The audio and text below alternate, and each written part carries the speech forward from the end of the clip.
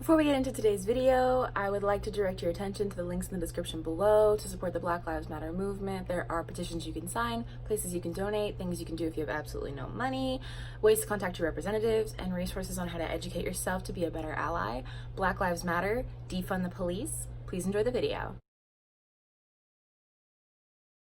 Blue-gray lipstick seems like a good idea at the time until you realize that you now have tiny butter squares for teeth. Baby, you worried about that lipstick. You should be worried about that hair. What's up, guys? It's Renee. Welcome to my channel, or welcome back to my channel. I am excited today because we are taking a break from reading horrible books and shitting on them.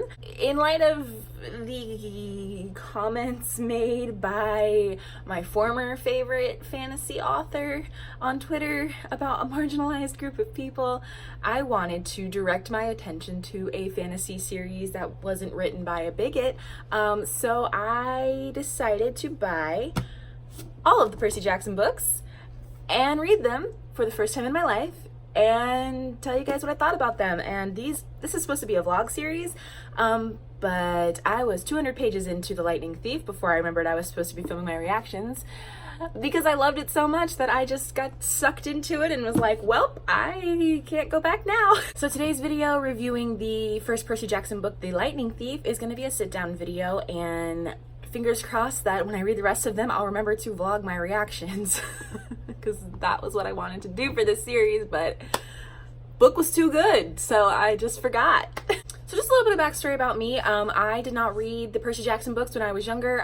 When did these come out? 2005, 2006. Okay, so I was 10, 11 years old when these came out. I was in the perfect demo for them, and I am obsessed with Greek mythology. Hercules is my favorite movie ever. I love Greek mythology, always have, always will. And I did not read these books. I also didn't read Harry Potter until I was in high school. I went straight from like Roald Dahl books like Matilda and Charlie and Chocolate Factory to Twilight. Like, I did not pass go, did not collect $200, did not have a childhood, went straight from like being a baby to being like a horny middle schooler. So like, I didn't read The Lightning Thief any of the Olympians books, but I should have, and I tried once, and I don't remember why I didn't finish. Maybe I had to go back to the library or something, and I just didn't, I couldn't renew the checkout. I don't know. I know that I did try to read this once and didn't even get past like chapter 2 or 3. So right off the bat, I want to talk about the thing that immediately I was like, I saw the table of contents and I was like, I'm gonna like this book, and it's the chapter titles. I'm gonna put a picture here and I'm gonna highlight some of my absolute favorites. Chapter 1, I accidentally vaporized my pre-algebra teacher. Chapter 2, 3 old ladies knit the socks of death. Chapter 6, I become supreme lord of the bathroom. Chapter 10, I ruin a perfectly good bus. Chapter 12, we get advice from a poodle. Chapter 15, a god buys us cheeseburgers. Chapter 16, we take a zebra to Vegas. Chapter 20, I battle my jerk relative. Just a really quick summary if you don't know anything about the Percy Jackson books. Hi, welcome to 2020. That rock you've been living under for 15 years. Sounds super fun. This book is about a boy named Percys Jackson, aka Percy Jackson, who is a half god. They call him half-bloods, they call him godlings, heroes. Like, they are the children, demigods. They're the children of a god and a mortal, and he finds out in The Lightning Thief that he is the son of Poseidon, and he has to go on a quest because Zeus believes Poseidon stole his lightning bolt, and so it's up to him to like restore order in between the three big ones is what they call them: Hades, Poseidon, and Zeus. And he goes on a quest, a hero's quest, a typical mythology hero's quest, meets all kinds of monsters, and finds out that there's some shady stuff going on that has nothing to do with the gods and is actually something even older than them. First of all, Percy's voice, the voice in which Percy is written, I'm gonna put the book down. The voice in which Percy is written is hysterical. He is such a precocious, self-aware little butthead. Like, so much more personality than certain other 11-year-olds that I've read about in my life. Like, he is so freaking funny. I would like, in the rest of the books when I vlog, every time Percy makes me laugh, I'm gonna stop and I'm gonna tell you why he made me laugh, because there were so many parts and I tried to go back and look for them and I was like, it's not gonna be the same as when I first read it, because I was laughing my ass off. Also, the Mount Olympus in these books is built over the Empire State Building. They talk about like the fire of whatever, like it has moved west throughout the ages and whatever, and I was like, yeah, makes sense. Like Mount Olympus is on the 600th floor of the Empire State Building. Like, this also made me laugh because my boyfriend's family is from New York, Long Island specifically, and this book is set in Long Island. Like the camp, I believe, is in Montauk, and like they have to travel, like then they end up going to the city. Like it was so funny to me. I was like, yeah, it makes sense. Like absolutely, the gods would, you know, set up camp in Long Island. I know it's on Long Island, not in Long Island. Please do not come for me. The other thing that I really liked about this is it's middle grade. Obviously, it's for like kids like turning into teens. So there's a lot of info dumping about like the backstory of stuff, but the only time that I was like, this is a little much is like in the very beginning when the teacher, Mr. Brunner, who ends up being Chiron, Centaur? Yeah, Centaur. That was a little much. That was like setting up a little off, like on the nosy, but middle grade, like obviously. But I liked that for the rest of the book, there's like stuff Percy learns from being at the camp, stuff Percy learns along the way, and then stuff that Percy already knew intrinsically from being a half god, like the Greek and like the what this means, and like things that he had learned at the prep school where Mr. Brunner had been watching over him, teaching him Greek stuff, so he would like kind of be prepared, like kind of secretly. So it was nice that it wasn't like this camp HalfBlood is gonna be like one big info dump for 400 pages of like, this is how you become a hero, and this is why this works, how it works. Like it wasn't like that. It wasn't like, sit down in this classroom and let me teach you. It was like a lot of different ways that we got the information we needed, and none of it felt expository because it was like Percy didn't know any of it, and if he knew it, he didn't know that he knew it. So it was a really interesting way to kind of like, and it was interesting for me to read as well because one of my WIPs is like a girl going into like a magical boarding school and she doesn't know anything about the world, and I was like, this is a much cooler way to like get the information to the reader and to the protagonist rather than like, here's your school schedule, let's go to each class and learn new things. I really liked all the Easter eggs in the beginning as well, talking about Chiron.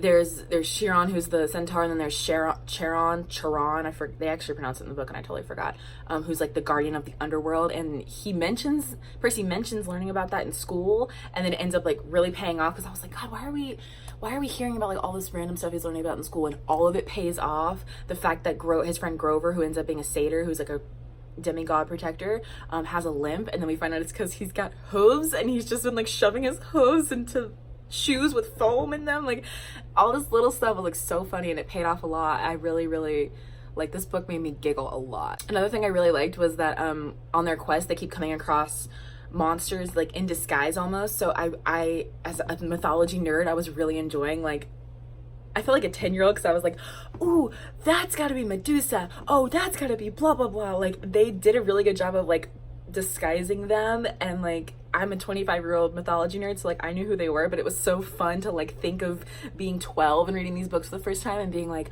oh, because her name is Auntie M and she's covering her face and she's got all these statues because she's Medusa. Like it was so fun to like put all the little pieces together and like try to figure out like what went with what. Like there's the Lotus Hotel they stay at in Vegas where like all the kids that have come through there like never leave. So there's like kids from the 70s, kids from the 90s that like are there forever, and I was like trying to figure out what that traced back to in mythology, and I was like, he like really went through like a hero's journey and was like, what are all the monsters, what are all the like circles, like what it was so fun to like, it was like the classic mythology just like he breathed new life into it, and like it was so fun. Also, oh my god, Annabeth and Percy, I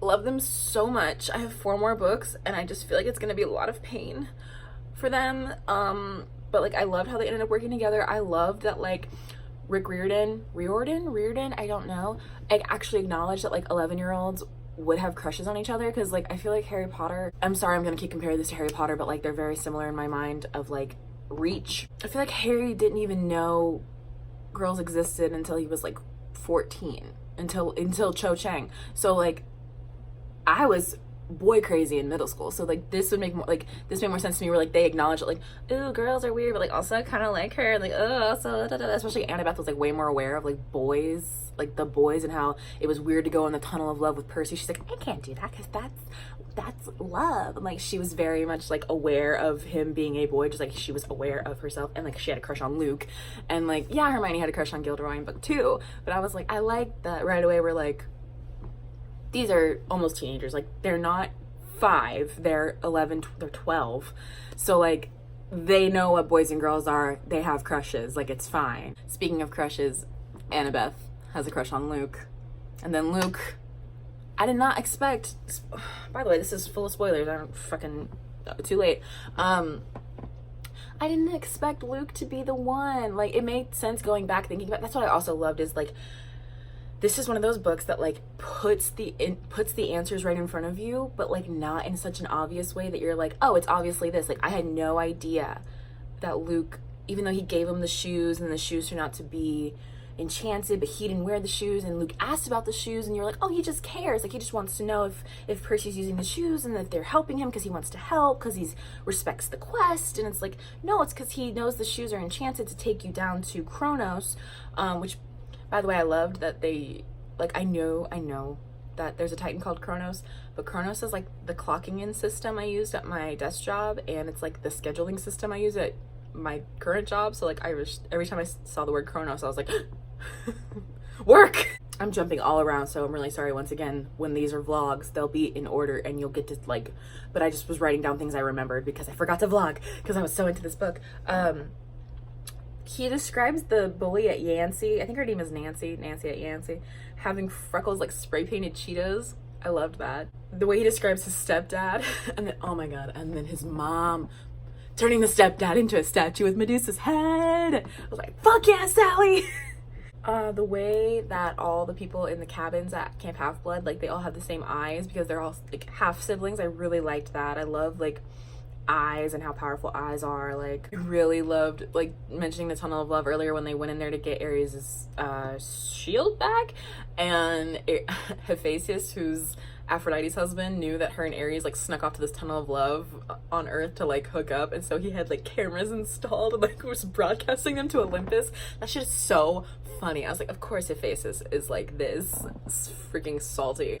Another thing I really loved about this book, and I think I'm gonna love about the series, because I've heard this is like a big part of it, that Percy has ADHD and dyslexia, and like all the half-bloods have these learning disabilities because their brains are wired differently because they're half god, and that like Grover and Chiron, who are like these great protectors, have physical disabilities in the mortal world, where like one's in a wheelchair, one has a limp. Like how awesome is it for these kids reading this who might have ADHD or a limp or whatever, to see themselves like represented in the way of like, you're so special that in our mortal realm these people don't understand you, and your special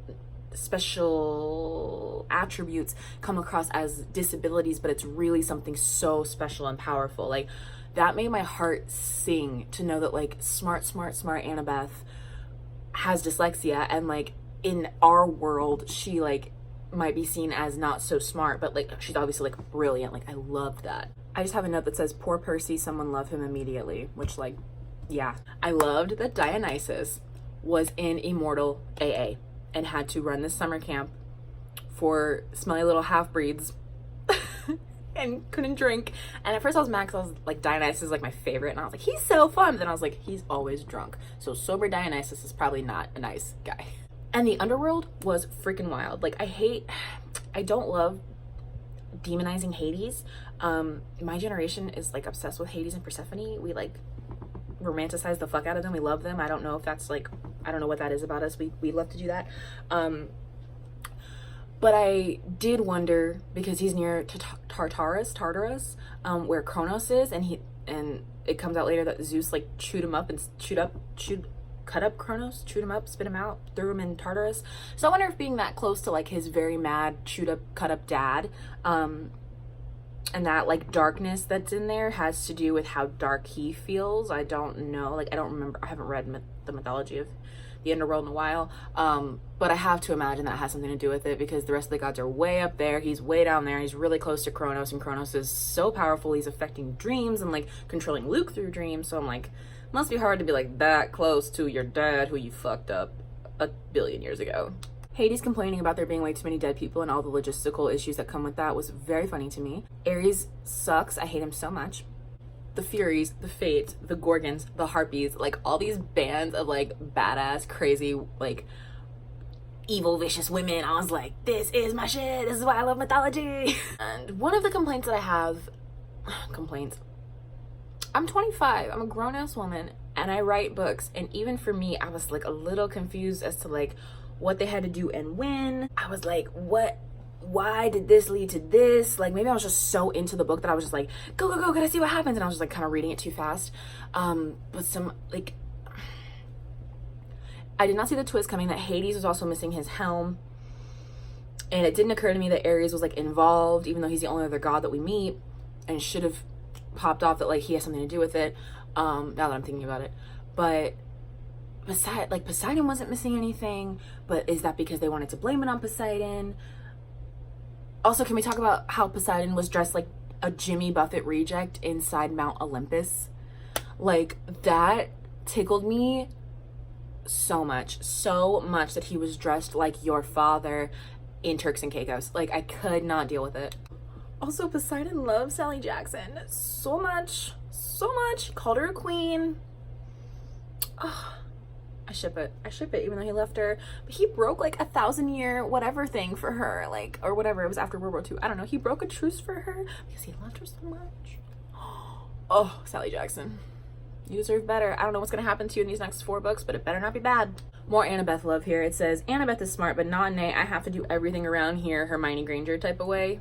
Hermione is my baby. I love her so much. I'm not hating on Hermione, but Hermione does have to take care of 2 other boys that turn into men for like her entire life, so we don't love that. I also love that she's like, my mom's Athena and she fucking hates your dad and your dad is stupid, but like I really want to go on a quest, so like even though our parents don't fuck with each other, I'm gonna help you because I want to get out of here. Like brilliant. She's so smart. Oh, and every time Percy went underwater, like when he jumped off the St. Louis Arch thing, which I was like, Annabeth, I know you love architecture and I know it's like fun for you to like go see this stuff because your mom's Athena, but like we have things to do, and why did we go to the arch? Like keep moving. But every time he went underwater and like saw the like whatever she was that like talked to him, it was so, I love, what's the one thing I remembered to write down? Oh, he's like dry underwater and he grabs the hamburger wrapper and like a lighter and he lights the hamburger wrapper on fire underwater, and then when he lets it go, it like goes away and he just says weird. I was like, yeah, that is fucking weird. I loved him and his mom and their blue food, because Gabe said there was nothing as blue food, so they only ate blue food, and like he kept bringing up like blue jelly beans and stuff. I was like, you're so cute. You love your mom so much. I love characters who love their mom because I love my mom. Oh, and the reveal that about Grover, like when he shows up at the cabin and he's like, they're coming, and Percy's mom's like, what didn't you tell me? He's like, what are you talking about? Also, Grover, how'd you find me? And then like we find out Grover, and like Grover's like trying to run or whatever, and then we hear like the clopping of his like hooves, and we find out he's like not human. I was like, ah! I have another note about Smelly Gabe and Percy's mom, and like she wanted to keep him around and loved him so much that she hated sending him away, so that she married that fucking guy to like protect, like cover up the smell of her half god son. And then he was such a shithead that she sold him as a statue and then like used the money to get an apartment and go back to school. I was like, Sally Jackson, she's so awesome. Also, like, if I was a 12-year-old kid and I had a shitty stepdad and I hated him, and then my mom in this book turned him into a statue and like got money for it and like was free, I would like, Rick Riordan represented so much of his audience in just Percy. Like it was, And then my last thought, I touched on the like I love how the eyes like have meaning in this, but I also love that they reiterate a lot that names have power. I know Harry Potter, obviously, like the name Voldemort has power, but like they call the Furies the kindly ones, and like they don't want to say Chronos's name, and like some of them, sometimes when they say the names, like the sky reacts, and it's like, it is really interesting to reiterate that words have power, because I think that's a really important message. Like, people talk about PC culture these days, and like especially in 2005, to reiterate that like, no, the things that you say have merit and weight, and you can't just say whatever you want and say it's just words and words don't hurt you, because these names have power to the point where we won't even say them because they summon certain energies and entities. I think that's a really good lesson to learn at a really early age. Like, you can't just say whatever you want. Words do have power. It's not just being politically correct. It's like, words matter. So I really appreciated that and loved that. I'm starting number 2, which is, I believe, Sea of Monsters. I'm starting that tomorrow. I was reading another cringe book. I'm gonna kind of alternate weeks. So this will be today's video when you're seeing it, and then next week I will do another cringe, and then the week after that I will do Percy Jackson number 2, Sea of Monsters, etc, etc. So those are my thoughts on The Lightning Thief. 5 out of 5. Really, really, really enjoyed it. I cannot wait to start. I cannot wait to read the next one. Well, I am gonna wait till tomorrow. I hope you enjoyed this video. I hope it was nice to hear me talk about a book I actually like rather than a book that I hate. I know we all love to rag on shitty books, but I just wanted to talk about a fun book for once. Yeah, I'm so glad that I decided to do this. Like, these books, the box set of Percy Jackson was $21 on Amazon. So I snatched it up, and I'm gonna go on a fun journey because I'm still not working, so like, why not? In the meantime, I post new videos every single Monday, and I'll see you then.